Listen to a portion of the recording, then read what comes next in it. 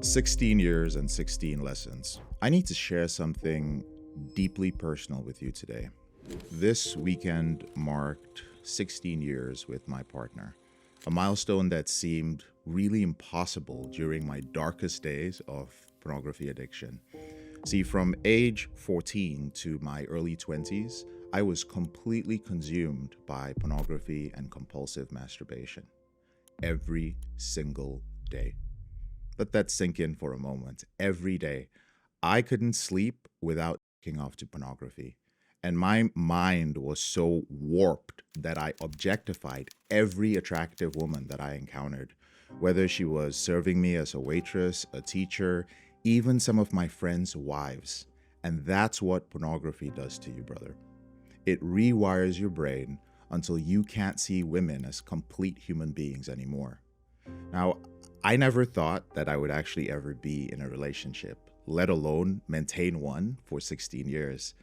I would see men with, beautiful, loving partners. I'd see them holding hands, and I'd feel this deep, gnawing longing, not just for the physical part of it, but for true intimacy, for friendship, and for those shared experiences.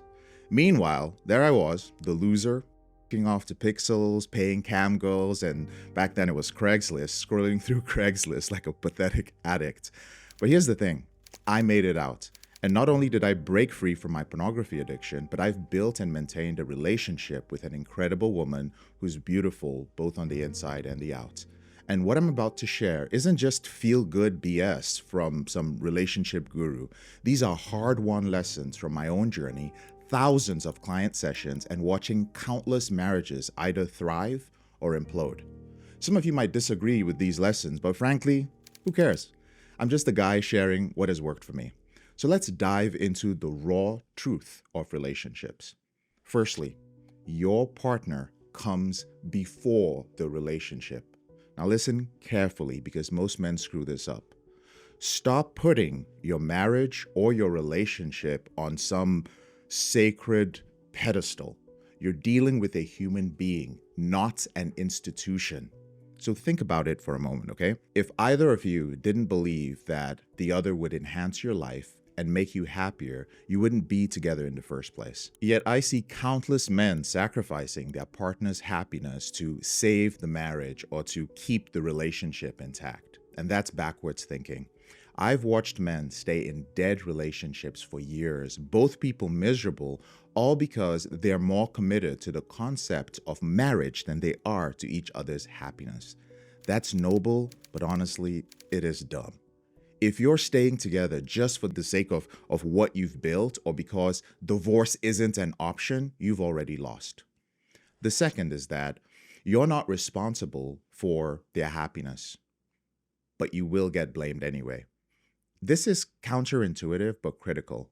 While you should care deeply about your partner's happiness, you cannot be its source. That's a recipe for codependency and resentment. However, and this is important, you need to accept a harsh reality. If she's unhappy, society will probably blame you anyway. Think about it for a moment. If you're walking around with, let's say, and this might be a little bit extreme, with a black eye, nobody assumes that your partner is going to be abusing you as a man. But what if she's walking around with a black eye? Well, everyone's looking at you, brother. Is it fair? No. But that's the reality. And you have to accept it, adapt to it, and stop wasting precious energy fighting it. Instead, focus on building a relationship where both of you take responsibility for your own happiness while supporting each other's growth. Third, the small things make or break everything. You want to know why most relationships die? It's not the big fights or the dramatic betrayals. It's the slow death of 1,000 cuts when you stop doing the little things. Those thoughtful little gestures you had at the start, the warm cup of coffee in the morning, the random text during the day, or warming her car up in the winter before she goes to work. These aren't just cute extras. They are the lifeblood of emotional connection. I've seen it countless times with my clients. So they stop all the small acts of kindness because They don't think it matters anymore because they think we're established now.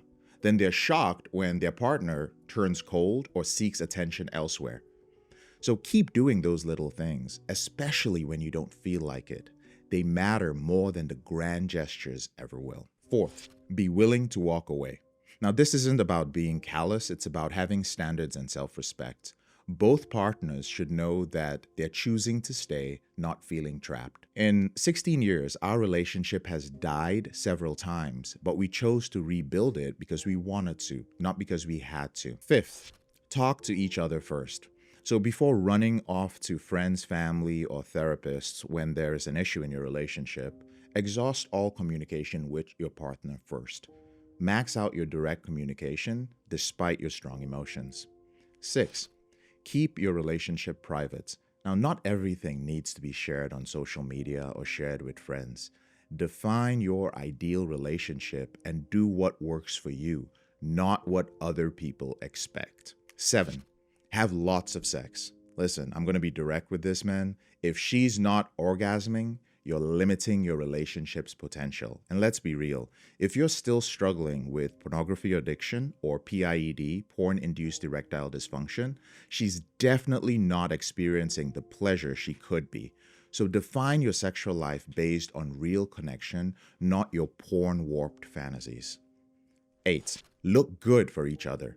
Don't be the guy who turns to pornography because his partner let herself go while looking like a slob yourself.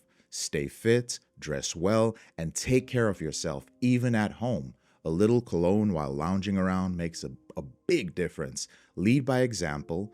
Gently invite her to join you in your healthy habits. 9. This is an important one because I've been on the receiving end of it. Handle weight, that's her weight, issues with care. Never, and I mean never, tell a Western woman that she's fat or overweight. Trust me on this one. I learned this lesson the hard way twice, but that's a video for another day. 10. Resolve your sexual insecurities. So if you're carrying unresolved issues about your sexual experiences or you're settling with somebody because you think you can't do better, address this before committing to a relationship. Don't get into a relationship until you've resolved your insecurities around other women. 11. Have your own mission. Don't buy into that power couple BS that you see on social media. Most of that is smoke and mirrors, hiding codependency or narcissistic control.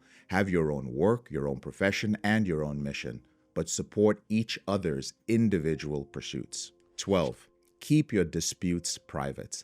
Never badmouth your partner in public. Have each other's backs and handle your issues behind closed doors. No passive-aggressive social media posts, no cutesy put-downs. Keep it private. 13. Keep your finances separate. At the end of the day, what's yours is yours and what's hers is hers. Get it in writing. Don't fall for the trap that joint assets prove commitments. That's financial dependence, not love.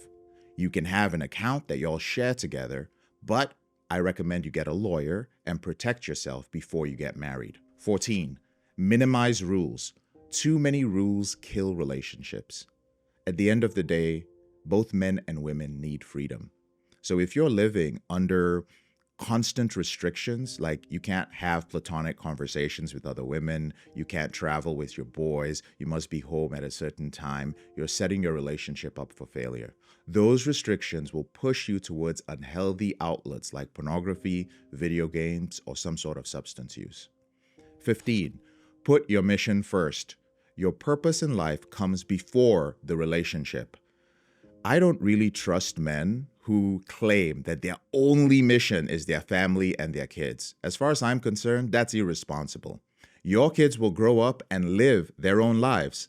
Visit any retirement home and you'll see the truth. Those who made their kids their only purpose often die alone anyway. 16. Choose each other daily. At its core, a relationship is two happy individuals voluntarily going through life together because it makes both people happier. In my relationship, we believe we're two awesome people who came together because doing life together is more awesome. So if you're doing it for any other reason, you might be missing the point. Now, I know some of these lessons might seem harsh or controversial, but they've worked for me and countless other men that I've coached. If you're still stuck in the pornography addiction cycle, thinking that you'll never have a real relationship, I'm living proof that change is possible. But here's the thing, you can't do it alone. I've tried that route for years, trying to use willpower, and it led nowhere. If you're ready to break free from porn addiction and build the kind of relationship you've always wanted, it's time to take action. In our Dating Reboot program, I teach men how to build sustainable relationships filled with great sex, mutual respect, and freedom. Relationships that get better year after year.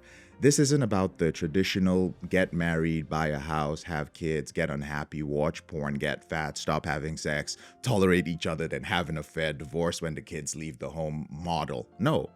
If you're ready to learn more about building this kind of relationship, I want you to click on the link that you'll see in this video to speak to one of our Reboot strategists about the Dating Reboot program. Don't waste another decade of your life jerking off to pixels while real connection passes you by. I'll see you on the other side.